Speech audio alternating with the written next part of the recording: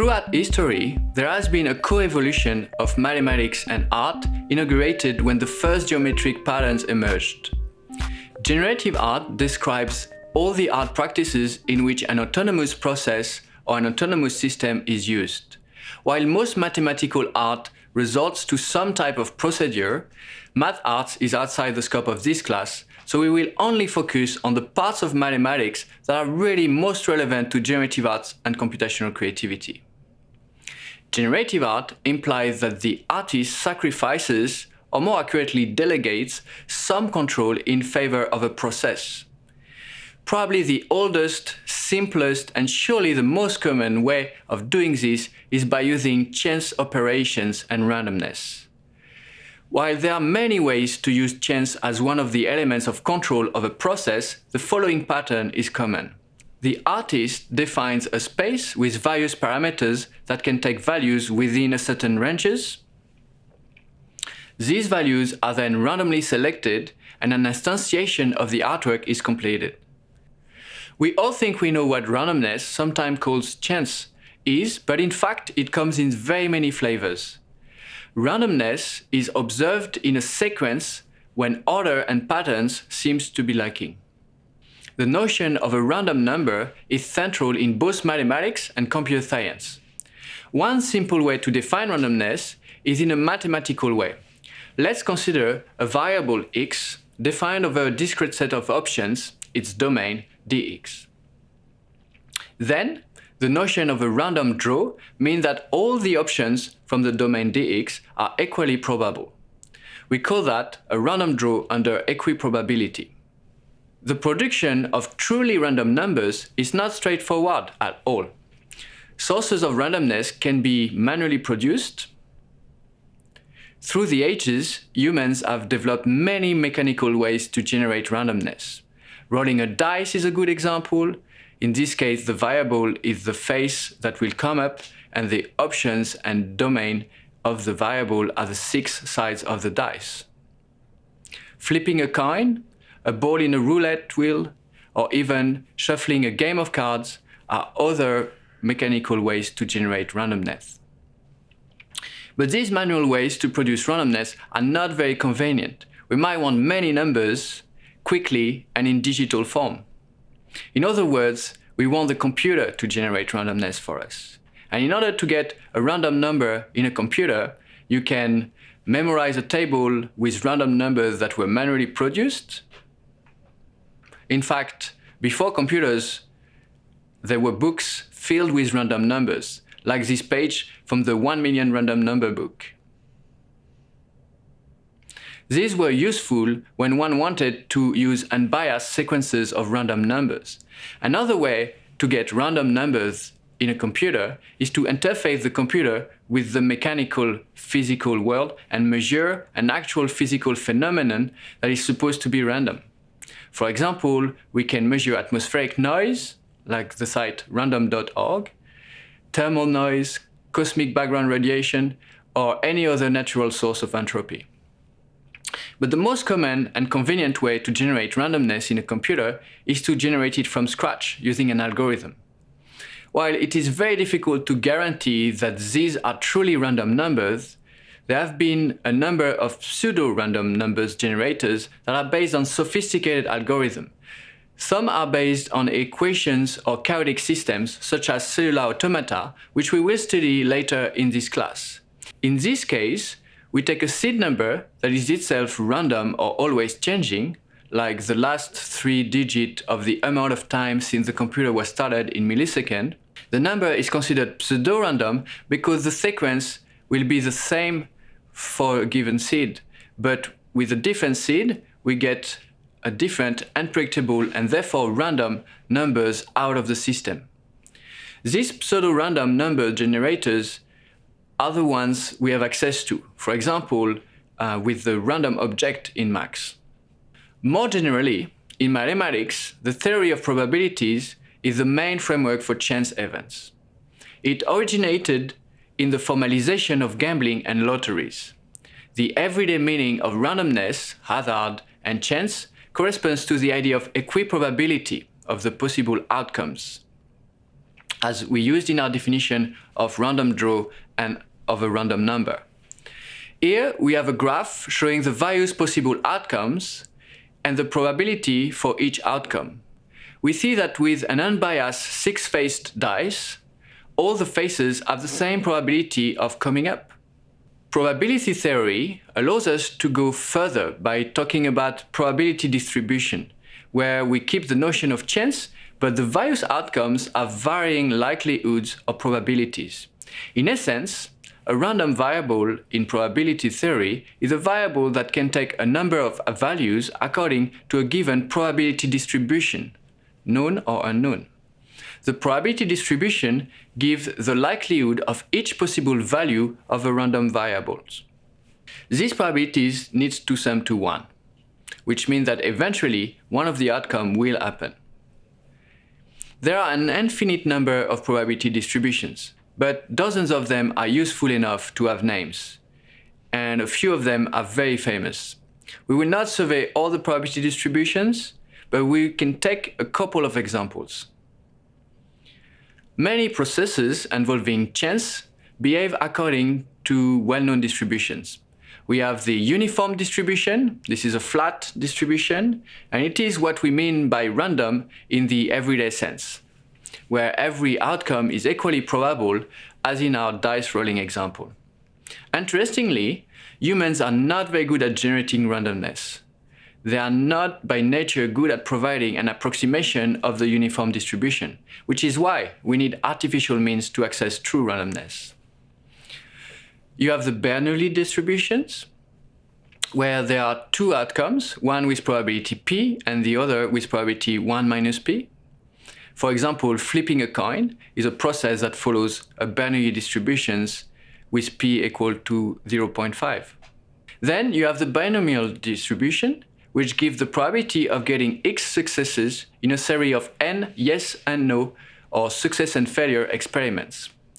A binomial trial is also called a Bernoulli test or trial. The hypergeometric distribution is a distribution over the outcomes as if they were balls taken out of a urn with no replacement. The Poisson distribution is used to model the number of times k a given event x occurs within a time interval, if these events are independent and the rate r is constant. For example, the probability of receiving k emails on one day, given that you usually receive r, would be given by a Poisson distribution. Or the probability that k cars are at a traffic light, given that there are r cars on average, will be given by a Poisson distribution. Such distributions are used a lot in simulations, as they are flexible ways to capture the knowledge we have about stochastic complex events. So there are a lot of things that can be modeled using probability distributions. In Max, we use iTable for probability distributions, and you will get to use it too in some of the assignments. The geometric distribution is another interesting one. How many failures before a given outcome appears in a series of trials? Benford's law, also called the first digit law, describes the frequency distribution of leading digits in many, but not all, real-life sets of numerical data. Very often, the first digit of a number is 1.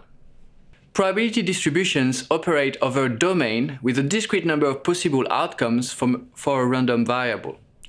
Discrete probability distributions, also called probability mass functions, allow us to use chance while favoring some outcomes over others. But a lot of the variables used in a program are not discrete, but rather continuous variables. The equivalent of the probability distribution for this case is called a probability density function. It does the same as a probability mass function, but for continuous variables. Again, there are lots of famous probability density functions. We have the uniform distribution, which is the equivalent of the equiprobability distribution we have already seen, but for continuous variable. We have the normal distribution, also known as the Gaussian distribution or bell curve. This is a distribution that describes many phenomena. The normal distribution is characterized by its means and variance. The variance is the square of the standard deviation, which is the average distance to the mean. Here, you have a normal distribution with various values of the mean and variance. This type of distribution is used for a vast array of phenomena, from the distribution of the heights of people to the distribution of the weights of dogs. Using randomness, a lot of different things can be done. Randomness is used to introduce variability, unpredictability, and surprise. It allows us to look at an arbitrary point in a third space. For example, one can have a parametric space and then choose the parameters at random. With probability distributions and density function, we can guide and constrain randomness to indicate to the system which values should be more likely and which will be more rarely chosen. We can learn probability distributions from data. But randomness is not necessarily generated as isolated events. It can also occur in sequence. When all the elements of a sequence that serves as a signal are decided at random, we usually call this noise. Not all noises are equal though. We will characterize different types of noise according to the amount of correlation between values in the sequences, that is, the probability distribution or density function. For example, in white noise, there is no correlation between the values in the sequence at all. All the values are completely independent and random. So, if we do that for one dimension, we might have sequences of samples that would generate white noise in the sonic range. We can do that with the noise-tilde object in Max. You can have two-dimensional white noise too, as in this white noise image. Or you can have three-dimensional white noise. Here, we have white video noise, which looks like an analog TV when you are not tuned in properly. Let's talk about noise in sound. If the one-dimensional noise is produced at audio frequency, for example 44,100 cycles per second, then the noise signal can be used as sound. Otherwise, it can be a control signal. Noise music is a subgenre of music that exploits the notion of acoustic noise and embraces it as an important aesthetic material. Many generative strategies are used to get various colors of noise. We distinguish various types of noise based on their spectral density. There are various types of noise that are distinguished by power distributions in their frequency spectrum. The power spectrum of a time series is the distribution of power into the frequency components composing that signal. We remember here that the Fourier transform guarantees that any signal can be analyzed in its spectral dimensions, whether it is sound, light, video, etc. White noise, named by analogy to white light, is characterized by a flat spectrum with a uniform distribution. Because it is generated using a uniform distribution, each possible value is equally likely. In the case of an audio signal, it means each sample is chosen randomly. This is the spectrum of some white noise. You see that the intensity of each frequency is the same. Here is what white noise sounds like. Another color of noise is brown noise. Brownian noise, also known as brown noise or red noise, is a kind of noise signal produced by Brownian motion, hence its alternative name of random walk noise. The term brown noise does not come from the color, but rather from the name of the botanist Robert Brown, who discovered Brownian motion by looking at pollen grains in water. Brownian motion is the random motion of particles suspended in a liquid or gas, resulting from their collision with the quick atoms and molecules of this gas or liquid. It was a mystery until Einstein explained the phenomenon. He explained that the pollen grains were being moved by collision with individual molecules of water.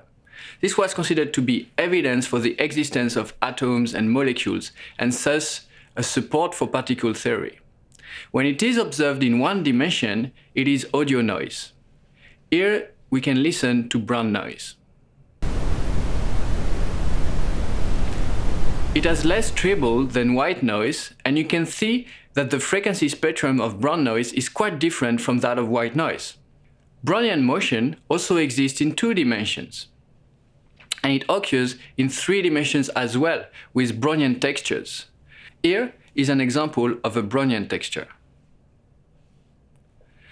There is no real object in Max to produce Brownian movement, but there is one in the real-time composition library. Another type of chance-based process is the random walk. A random walk is a sequence of steps in which each step is chosen randomly, that is, according to a probability distribution. The size of the steps can be fixed or dynamic, and it can change according to any rules. Again, the random walk can be done at any given dimension, 1, 2, or 3 dimensions being the most common. The Brownian movement is a special case of a random walk. Interestingly, a random walk becomes a Brownian movement when the side of the steps tends towards 0. The drunk object in Max allows you to do random walks in any dimension.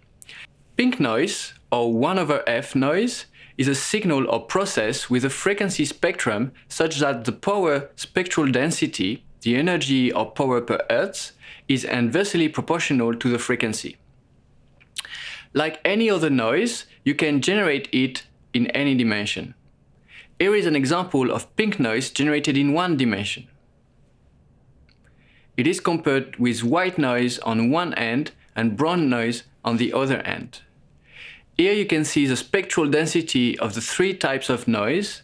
The white noise has a flat spectral density function. With 1/f, you get a 45-degree inclined spectral density function, and with Brownian noise, you get a much more inclined density function, which we saw when we looked at the Brownian noise. Let's listen to one-dimensional pink noise. Pink noise is used a lot in generative art and in computational creativity because it allows to model a lot of natural phenomena in a quite simple way.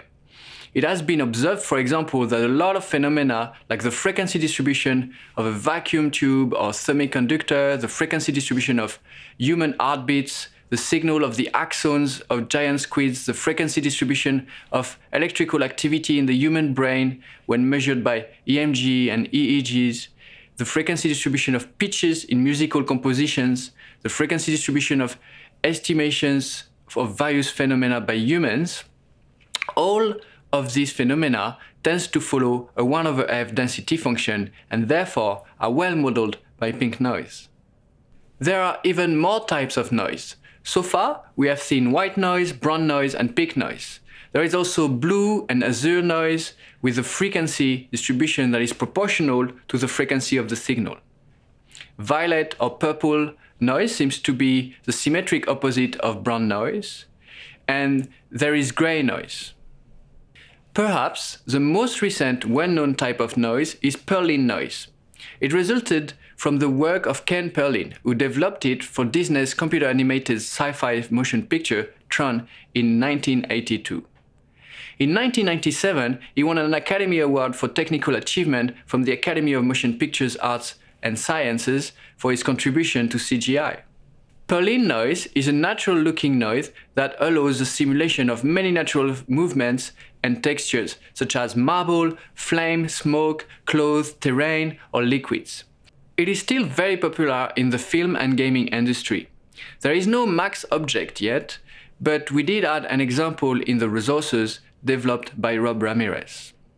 Randomness and noise are used in conjunction with other equations and equation systems. In fact, systems of any kind tend to accept parameters, and using constrained randomness, one can easily transform a deterministic system into a non-deterministic and generative one. For example, this is Perlin noise applied to a simple arch to give it texture. You see, an increasing amount of Perlin noise is introduced into the surface of an otherwise very smooth arch. Randomness and noise remains a solid source to model uncertainty and non-determinism and to generate variety and diversity. Randomness and noise are omnipresent in nature, and random stochastic processes are one of the most popular generative processes in action. They allow exploratory creativity by finding definitively novel points in the space of possible outcomes.